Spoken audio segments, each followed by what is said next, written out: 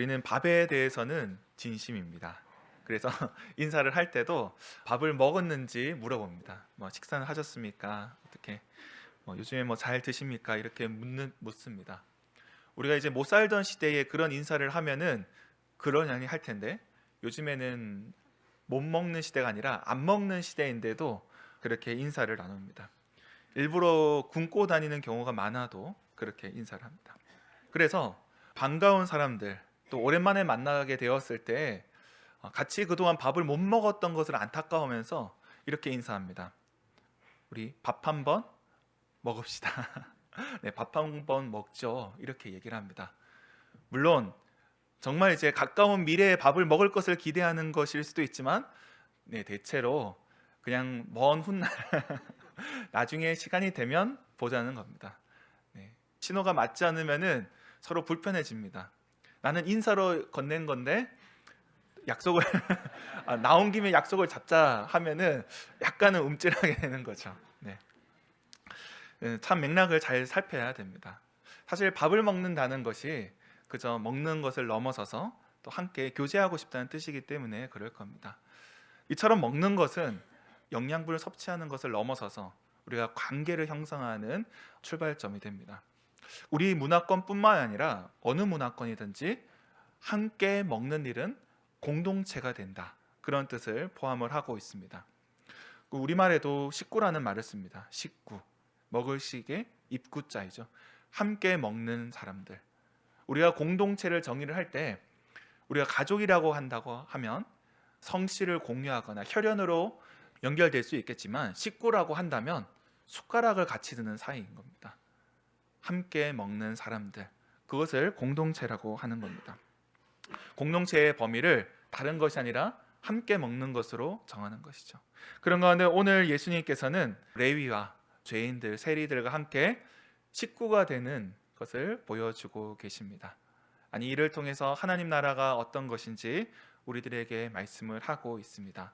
그렇다면 예수님께서 우리에게 무엇을 말씀하고 계신지 말씀을 통해서 살펴보도록 하겠습니다.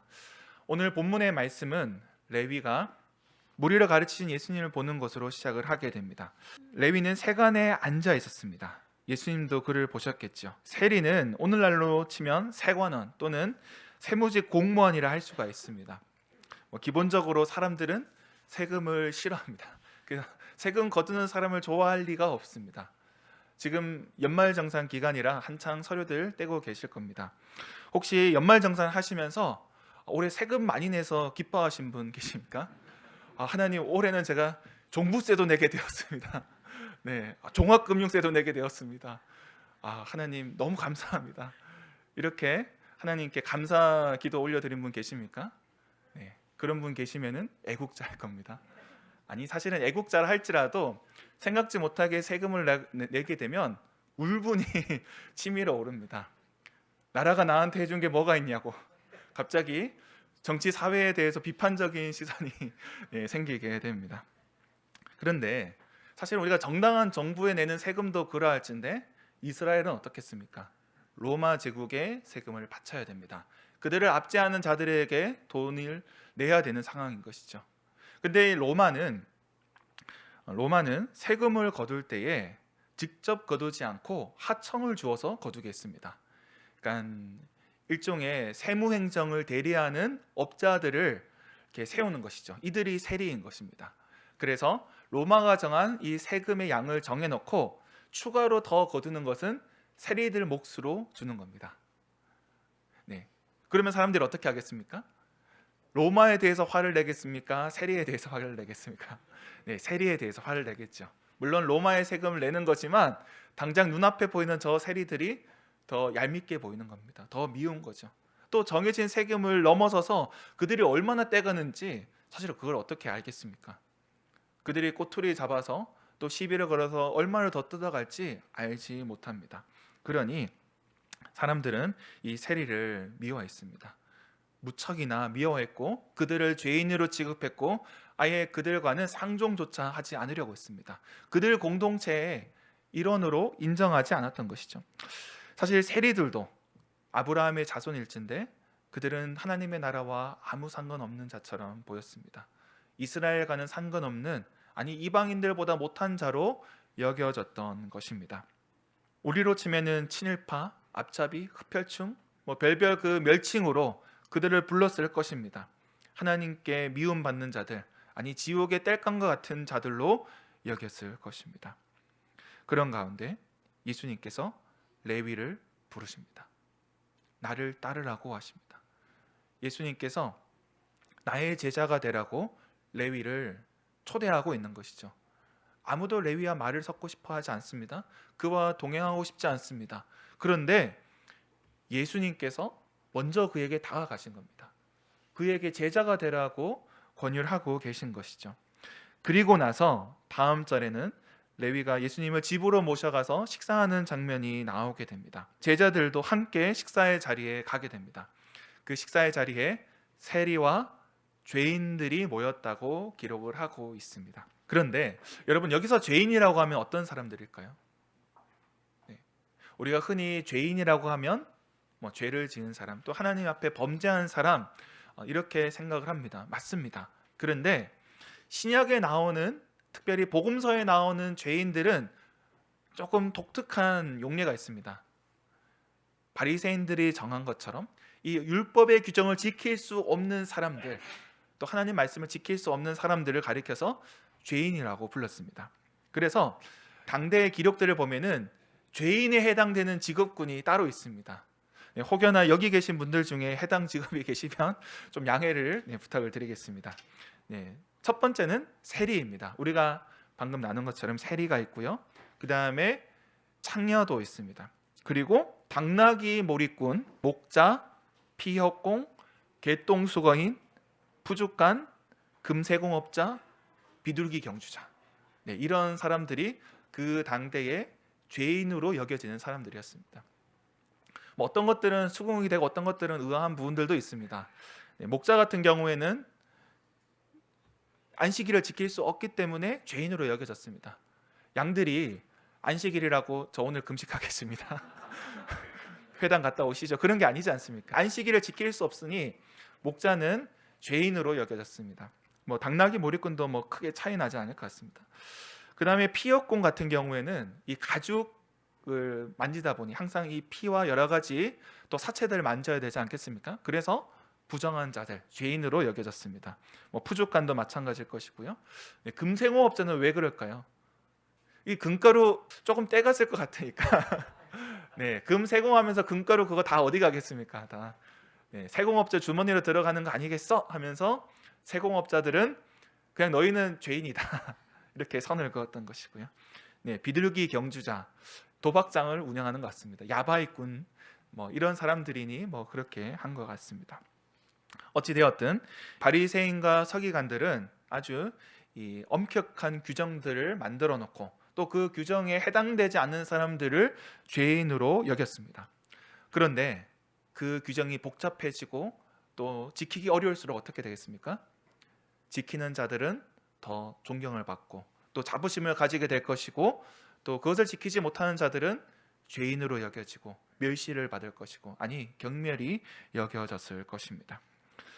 특별히 당대의 지식인들은, 바리새인과 서기관들은 수많은 백성들을 멸시했습니다. 사실 여기 나오는 죄인 목록들 뿐만 아니라 태생적으로 이 갈릴리라든지 그 땅에 살아가는 백성들을 멸칭으로 불렀습니다. 그 땅의 백성들이라고 불렀는데 우리로 치면 흙투성이들, 무지렁이들, 무식한 것들, 이렇게 불렀던 것이죠.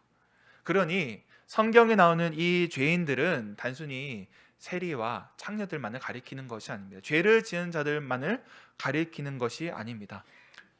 율법의 테두리 바깥에 있는 사람들, 율법을 지킬 수 없는 사람들, 그렇게 소외된 사람들, 하나님의 나라 가운데 들어갈 수 없다 여겨지는 사람들이 죄인으로 여겨졌던 것입니다. 그래서 이들 죄인은 사람 취급을 하지 않습니다. 그들과 함께 먹고 마시는 것만으로 죄인으로 여겨지기 때문에 모름지기 의인이라면, 내가 사회생활도 하고 또 인정받는 사람이라면 이러한 죄인들과 어울려서는 안 되는 법입니다. 그런데 예수님께서는 금기를 깨십니다. 사람들 사이의 벽을 부셔버리고 오늘 죄인들의 집으로 가셨습니다. 세리와 죄인들과 함께 하셨습니다. 그러자 바리새인의 서기관들이 분노합니다. 예수님을 자기와 같은 깔로 여겼던 것 같습니다. 율법 교사 정도 되겠거니 생각했는데 그렇게 죄인들과 함께하는 것을 보면서 분노했던 겁니다. 어찌하여 죄인들과 함께 먹는가? 여기에 하나님 나라의 핵심이 있습니다. 마가복음 2장은 특별히 논쟁을 통하여서 하나님 나라가 어떤 것인지 드러내고 있는데요. 그런 가운데 오늘 본문에서 중요한 지점이 나타납니다. 바로 하나님 나라는 죄인들을 불러 모은다는 것입니다. 하나님 나라는 죄인들을 위한 나라라는 것입니다. 이들은 하나님 나라가 의인들을 위한 나라라고 오해했을 것입니다. 자기들과 같이 율법을 잘 지키는 자들, 자기들 같이 선 안에 있는 자들, 자기들 같이 인정받는 자들이 하나님 나라의 주인공이라고 생각을 했는데 예수님은 그렇지 않다는 것이죠. 버려진 자들, 소외된 자들, 공동체 바깥으로 내몰린 자들이 하나님 나라의 주인공이라고 말씀을 하고 있습니다. 17절 말씀 같이 한번 읽어보겠습니다. 예수께서 들으시고 그들에게 이르시되 건강한 자에게는 의사가 쓸데없고 병든 자에게라야 쓸데있느니라. 나는 의인을 부르러 온 것이 아니요 죄인을 부르러 왔노라 하시니라. 아멘. 예수님은 자신의 사역 대상을 아주 명확하게 알고 계셨습니다. 예수님께서는 공생애를 시작하시면서 내가 어떤 이들에게 다가가야 되고 어떤 이들에게 말씀을 전해야 되는지 분명한 그림이 있었던 것이죠. 바로 죄인들이었습니다. 소위 의인이라 여겨지는 바리새인과 서기관들, 또 그들이 대상이 아니라는 겁니다. 사실 바리새인과 서기관들이 그렇게 나쁜 사람들만은 아닙니다. 배운 사람들이고 또 나름 존경을 받는 사람들입니다. 그런데 이들은 끊임없이 사람들을 도려내었다는 겁니다. 끊임없이 높은 기준을 만들고 그 기준에 미치지 못하는 자들을 공동체에서 쳐내. 너는 아브라함의 자손이 아니다. 너는 하나님의 백성이 아니다. 이렇게 잘라내는 것이죠. 분리하는 자들. 그 분리하다는 뜻이 바리새라는 뜻이었습니다.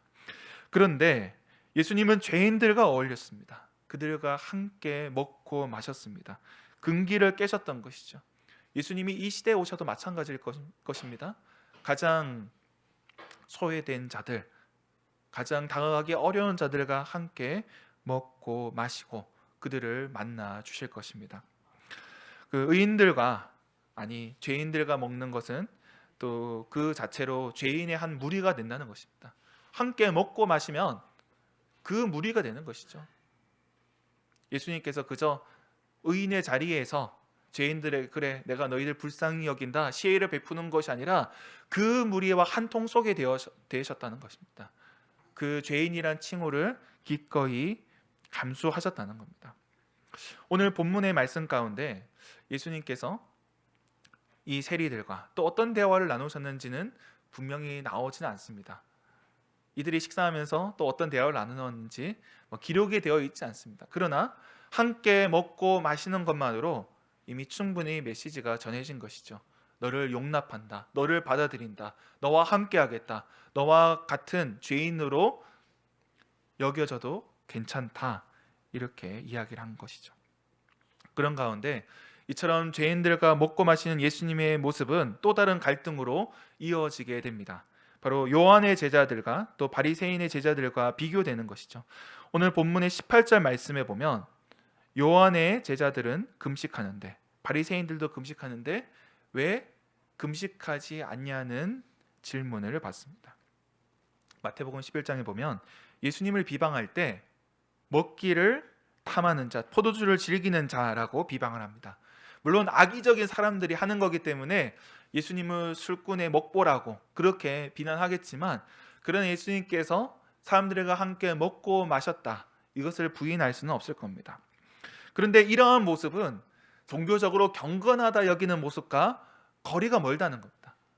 우리가 흔히 종교적으로 경건한 모습은 어떤 모습입니까? 아주 절제하고 금식하고 또 여러 가지 쾌락이나 이런 것들을 멀리한 채 그렇게 살아가는 삶을 우리는 경건한 삶이라고 생각을 합니다.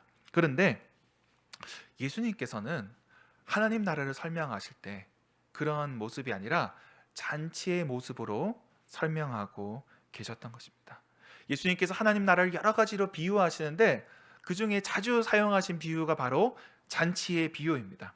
사람들을 불러 모으고 함께 먹고 마시고 그렇게 즐거워하는 자리가 바로 하나님 나라라는 것이죠. 물론 요즘에는 잔치란 말도 잘 안 쓰죠. 네, 우리가 이제 결혼식을 하면 어떻습니까? 네, 뭐 파티라든지 결혼식을 하게 되면은 딱 초대할 대상을 정해 놓습니다. 우리가 이제 청첩장을 미리 또 전달합니다. 물론 청첩장 없어도 뭐 갈 수는 있지만 조금은 불편할 수가 있습니다. 그리고 축의금 받으면은 식권이랑 교환해 드립니다. 그래서 밥 먹을 때 식권 없으면 들어갈 수가 없는 것이죠. 잠깐 먹고 화장실 가려고 하더라도 스티커 붙이라고 합니다. 다시 들어갈 때 확인해야 되니까 스티커 붙인 사람들만 들어가게 되는 겁니다. 제한되어 있는 것이죠. 결혼식이고 기쁨의 시간이고 잔치라고 하지만 오늘날의 우리의 이 모임은 제한되어 있습니다. 그런데 예전에는 어떻습니까? 잔치를 하면 그냥 동네 사람들, 지나가는 사람들이 다 와서 먹고 마십니다. 하물며 예전에 이제 시골에 우편 배달하시는 분들이 항상 이 음주운전의 위험이 있습니다. 왜냐하면 오토바이 타고 이렇게 배달 가다가 어느 집에서 뭐 잔치 있으면 한 잔 걸치고 가라고 하는 바람에 사양을 하더라도 사양을 하면 못 나갑니다. 붙잡혀서 못 나가기 때문에 한 잔씩 하시는 걸 좀 보게 되었습니다. 그뿐만이 아니죠. 동네 아이들도 와가지고 뭐 하나씩 들고 다닙니다. 뭐 전조가리 하나라도 그 옆에서 먹고 있습니다. 아니 심지어 동네 강아지들조차 구석에서 뭔가 뜯고 있는 그런 모습을 보게 됩니다. 잔치라는 게 그런 것이죠. 모든 사람들이 오게 됩니다. 특별히 자격이나 요건을 갖추지 않았다 할지라도 누구나 와서 즐거워할 수 있고 함께 먹고 마십니다. 이것이 하나님 나라를 보여준다는 것입니다. 하나님 나라는 무엇입니까? 잔치라는 겁니다. 하나님 나라는 잔치입니다. 예수님과 함께하는 잔치입니다. 신랑 되신 예수님과 함께하는 기쁨의 잔치라는 겁니다. 그래서 우리는 하나님 나라를 꿈꿀 때 잔치의 이미지를 가지고 상상해야 합니다. 우리가 교회가 더욱더 세워지기 원하고 또 많은 사람들과 함께하게 될 때에 여러 가지 모습을 상상할 수 있지만 잔치의 모습을 그릴 필요가 있다는 것이죠. 우리가 이제 지난주에 성찬식이 있었습니다. 우리가 성찬식 때 분위기가 밝고 즐겁습니까? 조금은 엄숙하고 무겁습니까? 그 두 이미지가 같이 가긴 하지만 예수님의 죽음을 기억하는 자리이기 때문에 엄숙합니다. 그런데 우리가 이 성찬 찬송을 살펴보면 조금 힌트가 나오는데요. 이 228장 4절에 보면 이런 가사가 나옵니다. 주님의 성찬 받을 때마다 하늘의 기쁨 미리 맛보고 어린 양 잔치 참여한 같이 영원한 복을 내가 누리리. 우리가 성찬은 우리가 과거의 주님의 죽으심을 현재로 끌어오는 작업입니다. 예수님의 죽으심을 기억하며 이 자리에서 주님과의 식사를 재현하는 겁니다. 엄숙할 수밖에 없습니다. 그런데 거기서 그치는 게 아닙니다. 성찬은 우리가 앞으로 하늘나라에서 누리게 될 천국 잔치를 미리 당겨서 이 자리에서 맛보는 것이죠. 두 가지 이미지가 같이 가게 되는 겁니다. 우리가 예수님의 죽으심을 기억하지만 그러나 그분이 다시 오실 날까지 천국 잔치를 미리 경험하는 것이 성찬의 의미가 된다는 것입니다. 그래서 우리가 성찬을 할 때 우리에게 주신 기쁨을 또 기억해야 할 필요가 있습니다. 또 우리가 교회에서 여러 가지 활동을 할 때 늘 간식을 깔아 놓습니다. 그리 대단한 간식은 아닙니다. 뭐 피크닉이라든지 단팥빵이라든지 어디서나 먹을 수 있는 것들이지만 그렇게 작은 간식이라도 먹고 마시고 또 대화 나누면서 우리는 무엇을 경험하는 겁니까? 잔치를 경험하는 겁니다. 연습하는 겁니다. 하나님 나라에서의 그 교제를 우리는 잔치를 통해 경험하게 되는 것이죠. 작은 훈련이라 할 수가 있습니다. 오늘도 마찬가지입니다. 오늘도 우리가 예배 끝나면 뭘 합니까? 네, 식사합니다. 그냥 밥 먹는 게 아닙니다. 네, 하나님 나라의 잔치를 미리 경험하는 겁니다. 연습하는 겁니다. 이것을 통해서 우리가 서로를 환대하고 또 알아가게 되는 시간이 된다는 것이죠. 신앙의 훈련이 된다는 겁니다. 우리가 잔치 때는 어떻습니까? 아는 사람끼리만 먹습니까? 꼭 그렇지만은 않습니다. 테이블에 모르는 사람 있더라도 인사하고 먹고 마시고 교제하고 알아가게 됩니다. 접시 하나 들고 같이 앉아서 먹으면서 얼마나 두런두런 이야기를 나눌 수 있습니까? 그것도 매주 할 수 있습니다. 매주 파티가 열리는 것이죠. 매주 잔치가 열리는 것입니다. 하나님 나라를 맛볼 수 있는 자리가 우리에게 주어져 있는 것입니다. 하나님 나라는 이와 같이 기쁨과 감사가 넘치는 자리라는 겁니다. 23절에 보면 안식일에 제자들이 밀밭을 가다가 서리하는 장면이 나옵니다. 길을 내기 위해서 그런가 싶기도 하지만 그렇지 않습니다. 분명히 밀 이삭을 자르는 이 과정을 묘사할 때에 추수와 관련된 단어로 이야기를 하고 있습니다. 이 제자들이 먹고 살 게 부족하니까 밀이삭 서리를 한 겁니다. 털어 먹는 거죠. 이 위급한 상황에서는 율법도 그런 부분을 인정을 하고 있습니다. 남의 것을 먹는 게 좋은 일은 아니지만 이 굶었을 때 어떡합니까? 먹어야 되니 이 밀이삭을 하게 되는 것이죠. 이 고도의 가난은 검소함과 구분이 되지가 않습니다. 제자들이 예수님을 따라다니면서 타약을 했지만 늘 잘 먹고 지낸 것은 아니었을 것입니다. 굶주릴 때도 있고 어려울 때도 있을 것입니다. 그런데 이런 이들에게 금식이나 굶주림이 그렇게 크게 차이가 나지 않았을 것입니다. 오늘 세리와 죄인들과 함께 먹고 마실 때에 제자들도 함께 먹고 마십니다. 우리 주님의 자리 가운데 가난한 제자들도 함께 먹고 마시고 누릴 수 있다는 것입니다. 사회적으로 배제된 자들이 그 식탁에서 초대받고 그들이 한 구성으로 존중받고 인정이 됩니다. 가난한 자들, 제대로 먹을 것이 없는 자들이 그 식탁에서 함께 먹고 마시며 풍성함을 누리게 됩니다. 이것이 주님께서 허락하시는 식탁의 자리라는 것입니다. 그렇다면 우리가 이 말씀을 어떻게 받아야 되겠습니까? 오늘날 우리가 교회가 어떤 모습이 되어야 되겠습니까? 예수님이 행하신 그 길을 걸어가야 되지 않겠습니까? 어쩌면 우리는 죄인이라는 것을 너무 잊고 지냅니다. 우리가 죄인임에도 불구하고 구원받았던 사실을 너무도 쉽게 잊어버립니다. 조금만 더 지나버리면 우리는 바리새인의 제자가 될지도 모릅니다. 우리는 성경 말씀 읽을 때 죄인들의 마음에 공감하기보다는 때로는 바리새인들의 마음에 공감합니다. 아니 이렇게 율법도 잘 지키고 이렇게 신앙생활 열심히 하는데 왜 예수님은 저렇게 꾸짖으실까? 바리새인에게 마음을 같이 하는 것이죠. 그러나 우리가 아무런 자격이 없는 자이고 죄인인 것을 잊지 말아야 합니다. 예수님께서 선을 넘어 세리에게 다가가셨듯이 또 그와 함께 식사하며 교제하셨듯이 우리 또한 다가가는 자들이 되어야 합니다. 예수님께서 우리에게 다가와 주셨던 것처럼 우리 또한 먼저 다가가야 되는 것이죠. 우리가 함께 신앙생활을 해 나갈 때에 나 혼자 그냥 잘 왔다 갔다 하는 것만으로는 충분하지 않습니다. 우리 옆에 있는 형제 자매들 지체들의 삶을 돌아보게 되고 또 그들을 물어봐야 됩니다. 또 그들을 초대해야 되는 것이죠. 우리 공동체 속으로 또 하나님과의 교제 가운데 함께하게 될 때 우리는 예수님을 따라가게 된다는 것입니다. 이 땅에 하나님의 나라는 교회를 통해 드러나게 됩니다.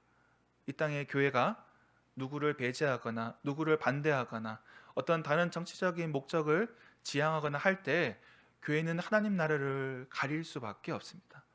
그러나 교회가 환대하는 자가 되어서 사랑으로 사람들에게 다가가게 될 때 이 시대에 소외된 자들, 배제된 자들 그들에게 나아가게 될 때에 교회는 하나님의 나라를 드러내게 되고 천국 잔치를 미리 맛볼 수 있게 된다는 것입니다. 우리도 마찬가지입니다. 신앙생활을 해 나갈 때에 우리끼리의 벽을 조금 내려놓을 필요가 있습니다. 이 시간이 마치고 또 밑에 가서 식사를 하게 될 것입니다. 늘 앉던 그 자리에 앉지 마시기 바랍니다. 네, 조금이라도 옆자리에 앉으시기 바랍니다. 내가 이 자리 20년 넘게 앉았지 할지라도 한 번씩은 다른 자리에 앉으시기 바랍니다. 늘 옆에 앉던 그 사람, 편한 사람에게 앉지 마시고 조금은 편하지 않은 사람에게도 말을 거시고 식사하시기 바랍니다. 신앙의 훈련이기 때문에 그렇습니다. 함께 먹고 마실 때에 내가 정했던 그 벽을 넘어서서 다가가게 될 때 우리는 예수님께서 행하신 길을 따라가게 되는 것이죠. 우리 옆에 분에게 이렇게 인사했으면 좋겠습니다. 밥 한번 먹읍시다. 예, 부부간에 하시는 거는 제가 조금 오해를 할 수가 있습니다. 네네. 오늘 예배 마치고 밥 한번 드시기 바랍니다. 함께 먹고 마실 때에 우리는 작지만 하나님의 나라를 경험하게 되는 것입니다. 사랑하는 성도 여러분, 밥 한번 먹는 일이 그리 대단한 일은 아닐 것입니다. 그러나 함께 먹고 마실 때에 변화가 시작이 될 것입니다. 죄인들이 변화될 것이고 또 그들이 하나님의 백성이 될 것입니다. 하나님 나라가 열리기 시작할 것입니다. 우리의 식탁에서부터 하나님 나라가 시작이 될 것입니다. 오늘 저와 여러분의 식탁이 그런 하나님 나라의 잔치가 되기를 주님의 이름으로 축원합니다. 기도하겠습니다.